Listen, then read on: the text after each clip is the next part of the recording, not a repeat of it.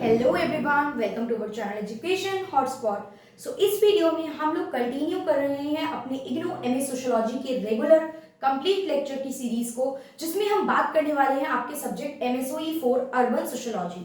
Already 3-4 videos available हैं इस playlist में। इंपॉर्टेंट क्वेश्चन आंसर की मैं बात करूं तो पूरी प्लेलिस्ट है। अगर आप पुराने हैं इस चैनल पे तो आपको वो सब बातें पता है, but for those who are new student सब कुछ यहाँ पे इग्नू का कंटेंट, प्लीज डोंट आस्क की पर्सनल क्लासेस ट्यूशन टाइप में या कुछ क्लासेस आप लोगों को जरूरत पड़े लेने की, सो यू आर रेडी कि आप पे करके भी वो चीज ज्वाइन करने के लिए तैयार हो। तो यार जब चीज फ्री में मिल रही है तो क्यों जेब से पैसे खर्च करने का मन है?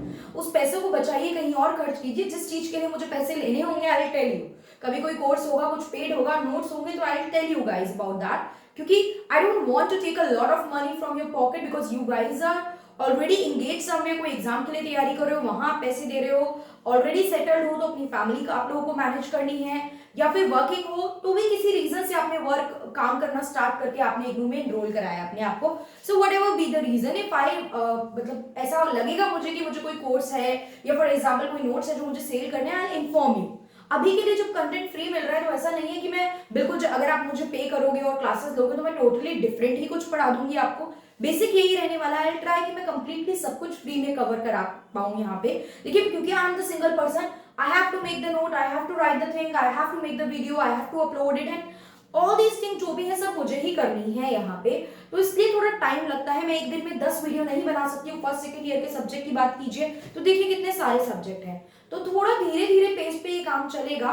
और बाकी एग्जाम तक नहीं कंप्लीट होता है तो टेंशन क्यों लेनी है? मैंने इंपॉर्टेंट टॉपिक्स के जितने भी इंपॉर्टेंट क्वेश्चन आंसर हैं वो वीडियो की प्लेलिस्ट ऑलरेडी है, उसमें जो 17-20 जो भी वीडियो होंगी आपके रिस्पेक्टिव सब्जेक्ट में आप उन्हें देखिए। और उन वीडियोस को देख के काफी बच्चे बहुत अच्छा स्कोर कर रहे हैं। आप कमेंट पढ़ सकते हैं, मुझे अपनी तरफ से बताने की जरूरत नहीं है, और आप वीडियो देख के खुद आइडिया लगा सकते हैं कि ये हम उतना नहीं पढ़ पा रहे हैं तो इन वीडियो के थ्रू हमें थोड़ी बहुत हेल्प हो रही है यहाँ पे। क्लियर? सो पर्पस ही इन वीडियो को बनाने का यही है बिकॉज इग्नू का स्टूडेंट जो रेगुलर नहीं कॉलेज जा रहा है, नहीं लेक्चर अटेंड कर रहा है, उसको उतनी क्लैरिटी नहीं मिल रही है, वो भी अब एक रेगुलर स्टूडेंट से पीछे नहीं रहना चाहिए। आई ट्राई इग्नू के हर स्टूडेंट को, सोशियोलॉजी के अलावा भी मैं बाकी सब्जेक्ट्स में आई ट्राई कि मैं जितना सब्जेक्ट की मुझे नॉलेज है, जितने सब्जेक्ट मैं जानती हूँ, वो चाहे हिस्ट्री का सब्जेक्ट हो, चाहे पॉलिटिकल साइंस का हो, चाहे पब्लिक एडमिनिस्ट्रेशन का हो, और क्योंकि मेरा कॉमर्स बैकग्राउंड भी रहा है तो चाहे वो इकोनॉमिक्स, बिजनेस स्टडी, इस तरीके के भी सब्जेक्ट हो, आई ट्राई सब कुछ कंप्लीटेड सोल्यूशन ऑफ इग्नू सबको इस चैनल पे मिल जाए। So for that I need your support guys, so please do support the video। Support करने के लिए बस वीडियो को शेयर करना है, जो लोग इससे कनेक्टेड है उनके साथ लाइक करना है, पूरा देखना है, पसंद आए तो मुझे कमेंट करके इन्फॉर्म करना है, बिकॉज वो 2, 4, 5, 10 जो भी कमेंट आते हैं that work as a motivation factor for me and that motivate me to make the videos. अभी किसी स्टूडेंट का एमएसओई 4 को लेके आया था तो आई चेक्ड एमएसओई 4 की प्लेलिस्ट में कितनी वीडियो है, और here I am with the next video of MSOE 4। तो प्लीज आप लोग सब्जेक्ट या क्या है वो चीज कमेंट करके बताते रहा कीजिए, सो दैट एक इंटरेक्शन 2 वे रहे। मुझे भी आप लोगों के नेम पता हो, मुझे पता रहे कुछ स्टूडेंट जो मुझसे कनेक्टेड है, कुछ स्टूडेंट जो कनेक्टेड है, जो पुराने, जो पास आउट भी हो गए, they still text me, so I know them by their name. I know that as a person, मुझे थोड़ा सा बिल्कुल उनके बारे में नॉलेज है कि ये बच्चा मुझसे पढ़ा हुआ है, इसका बैकग्राउंड क्या है, तो उस चीज के लिए वो बस उतना रिक्वायर्ड होता है। सो एमएसओई 4 यूनिट 2 हम लोग कवर कर रहे थे। एक पार्ट इसका ऑलरेडी अवेलेबल है, आप लोगों ने देख लिया होगा। पार्ट 2 इज जस्ट नोट्स आप लोगों को खुद बनानी है, या फिर आप लोग बोर्ड का स्क्रीनशॉट ले सकते हो, और जो प्रॉपर स्क्रीन है इसकी फोटो भी मैं आप लोगों के साथ शेयर कर दूंगी टेलीग्राम पे। ओके, बट ट्राई कि आप खुद से नोट्स बनाएं। तो यहाँ पे क्या है, टॉपिक इज 2.4, 2.3 तक हमारा कवर हो चुका है। 2.4 टॉपिक क्या कह रहा है, it talks about categories of towns की, जो टाउन्स होते हैं। देखिए ये जो 1970s वाले टाइम पे सेंसस थी उसके अकॉर्डिंग यहाँ पे सारी चीजें बताई गई हैं। So we are covering what is mentioned in the book. कुछ रीसेंट ऐड करने की जरूरत जहां लगेगी वहां मैं बाद में आपको बता दूंगी, ठीक है। तो टाउन्स कितने टाइप के होते हैं, पहले तो मैंने बोला एक होती है सिटी। सिटी क्या, ऐसा अर्बन एरिया, सिटी है मतलब अर्बन एरिया की बात हो रही है, ठीक है, शहरी इलाके की बात हो रही है, जिसकी पॉपुलेशन 1 लाख या उससे ज्यादा है। पॉपुलेशन 1 लाख या उससे ज्यादा है तो वो क्या बन जाती है, वो बन जाती है सिटी। नेक्स्ट इन्होंने बात करी है सिटी सेंसस टाउन की। सेंसस टाउन क्या होते हैं, तो देखिए सेंसस टाउन के लिए ये 3 जो क्राइटेरिया हैं ये आपको फुलफिल करने बहुत जरूरी है।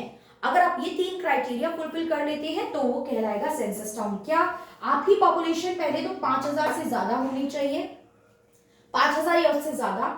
जो आपकी पॉपुलेशन है उसके जो 75% मेल है, मेल पॉपुलेशन का जो 75% पार्ट है वो एग्रीकल्चर के अलावा किसी एक्टिविटी, सेकेंडरी या टर्शरी एक्टिविटी में एंगेज हो, मतलब वो नॉन एग्रीकल्चरल फील्ड में काम कर रहा हो, प्राइमरी सेक्टर में काम नहीं कर रहा हो। बिकॉज हम जनरली कहते हैं ना, रूरल एरिया में जो होता है प्राइमरी सेक्टर यानी एग्रीकल्चर डोमिनेंट होता है। तो जब अर्बन एरिया की बात करेंगे तो वहां पे डिपेंडेंसी ऑन एग्रीकल्चर कम हो जाएगी और सेकेंडरी और टर्शरी सेक्टर में लोग काम करते हुए हमें ज्यादा देखने को मिलेंगे।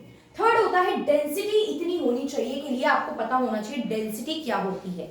डेंसिटी ऑफ पॉपुलेशन की बात की जाए तो क्या होती है, पॉपुलेशन के बारे में मैं बता रही हूँ। तो डेंसिटी ऑफ पॉपुलेशन देखो, मैंने लास्ट वीडियो में बताया था कि हम लोग गोवा की पॉपुलेशन को राजस्थान के साथ ऐसे नहीं कंपेयर कर सकते ना, इतना इतना। अगर आपको कंपेयर करना है ना तो डेंसिटी के बेसिस पे एक्यूरेट कंपैरिजन हो सकता है। डेंसिटी का मतलब होता है 1 स्क्वायर किलोमीटर के एरिया में कितने लोग रह रहे हैं। क्लियर? तो उसके लिए आप लोगों को लोगे, पॉपुलेशन लोगे और एरिया से डिवाइड कर दोगे। तो जिसका एरिया ज्यादा वो ज्यादा से डिवाइड होगा, जिसका कम वो कम से होगा। तो दैट डज नॉट मैटर ना कि उसका एरिया बड़ा है उसका एरिया कम है।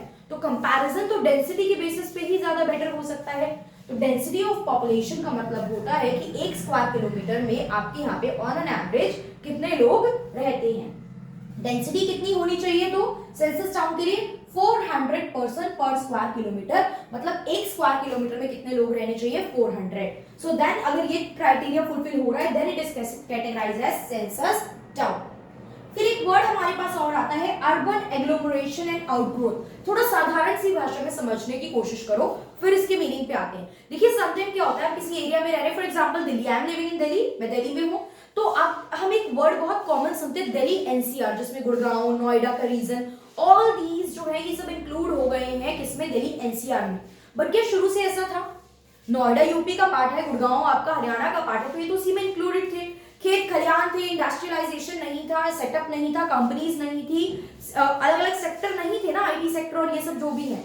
लेकिन धीरे धीरे over the period of time जगह की वैल्यू समझी गई, जब आपका इन्वेस्टमेंट आया, एफडीआई आया, वर्क होना स्टार्ट हुआ, एरिया मिला, वहां पे काम स्टार्ट किया गया, जब वो एडमिनिस्ट्रेटिव वाइज इंपॉर्टेंट हो गया, एसईजेड में इंक्लूड हो गया आपका एरिया, तो वहां पे उसको क्या देखा गया कि अर्बन एरिया का एक्सपेंशन। दिल्ली जो इतनी सी थी, अब हम थोड़ा आउटस्कर्ट्स है, because the people of Delhi were living there, मतलब रहने वहां जा रहे हो आप, क्योंकि फ्लैट्स बन गए, बिल्डर्स ने फ्लैट्स बनवा दिए, तो वो फिजिबल एरिया लग रहा है, क्योंकि बड़े बड़े फ्लैट्स मिल गए, एक ओपन एटमॉस्फेयर मिल गया, ज्यादा जगह कम रेट में मिल रही थी वहां आपको, वहां पे ऑफिसेस खुल गए, तो वर्क के लिए भी आपको ट्रैवल करके वहीं जाना पड़ रहा है। तो ये एक एक्सपेंशन हो रहा है आपके अर्बन एरिया का। जो साइड में टाउन डेवलप हो रहे थे धीरे धीरे, वो एक एक्सपेंशन वाले पार्ट में आ गए, राइट?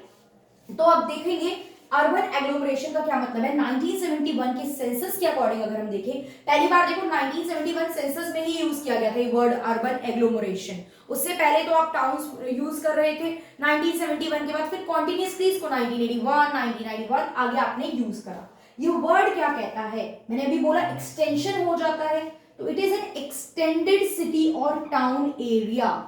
एक्सटेंडेड सिटी और town area comprising the build-up area of a central place. Central place for example Delhi हो गई ना, दिल्ली एनसीआर एक्सटेंडेड हो गया, इधर से जैसे दिल्ली हरियाणा से एक्सटेंड हो रहा है, उधर से यूपी से एक्सटेंड हो गया, नोएडा, गुड़गांव। तो central place and any suburbs linked by continuous urban area, जो उससे लिंक्ड है। लिंक्ड कैसे? People are going there for their livelihood, people are going there to settle down, ये सब चीजें तो कनेक्शन तो है। So this is urban agglomeration. And what if we talk about outgrowth? Outgrowth का क्या मतलब होता है? Outgrowth is also an urban settlement contiguous to another urban area like statutory town। देखो फॉर एग्जाम्पल कोई यूनिवर्सिटी है, यूनिवर्सिटी में तो एरिया के आसपास के बच्चे, स्कूल है, आसपास के बच्चे एडमिशन लेंगे ना, तो यूनिवर्सिटी एरिया, रेलवे को तो आसपास के लोग यूज करेंगे, रेलवे लाइन हो गई, इसको समटाइम हम लोग किसमें कैटेगराइज कर देते हैं? आउटग्रोथ में। तो that is like statutory towns है, सेंसस टाउन है या फिर सिटी है। ऑल्दो ये क्या होता है, इसके पास अर्बन कैरेक्टरिस्टिक होते हैं, इसमें आप देखते हो कि अर्बन एरिया वाले ही फीचर और ट्रेड देखने को मिलते हैं, राइट? लेकिन फिर भी ये प्रॉपर्ली अपने आप में एक इंडिपेंडेंट टाउन नहीं बनता, वो किसी मेन टाउन से, किसी मेन सिटी से हम उसे अटैच करके ही यूज करते हैं। क्लियर? अपने आप में उसकी एग्जिस्टेंस कुछ बहुत खास नहीं है, उसकी इंडिपेंडेंट एग्जिस्टेंस नहीं है, वो मेन जो भी सेंट्रल प्लेस होगा उससे कनेक्टेड रहता है। क्लियर? अब जैसे वो बड़ी बड़ी यूनिवर्सिटीज है, जैसे राजस्थान में अगर एमिटी यूनिवर्सिटी की लेट्स से एक बात करते हैं, तो एमिटी जो है वो बिल्कुल स्टार्ट होने के टाइम पे आपको दिखता है और बिल्कुल अलग हट के बसी हुई है, लेकिन that university is dependent upon the people of that area ना, जिसके आसपास है, जयपुर के आसपास स्टार्ट हो रही है, अलग अलग जगह होती है। वैसे I am just taking an example जिससे आप लोगों को थोड़ा सा आइडिया लग जाए। ऑल्दो ऐसा नहीं है सिर्फ वहीं के बच्चे जाएंगे, उसमें तो कहीं के भी बाहर के बच्चे भी आके पढ़ सकते हैं, लेकिन वो एस्टैब्लिशमेंट जो है वो लिंक कर रही है उसको एक मेन सिटी या टाउन से। So this is the topic 2.4 categories of town.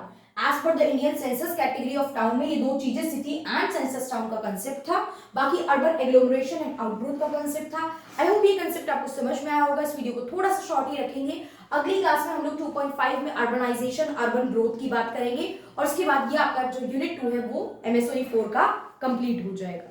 So if you like the video तो एक्चुअल में उसे लाइक भी करो, लाइक का बटन प्रेस करके मुझे कमेंट करके बताइए। If you want any change and you have any doubt comment करके बताइए।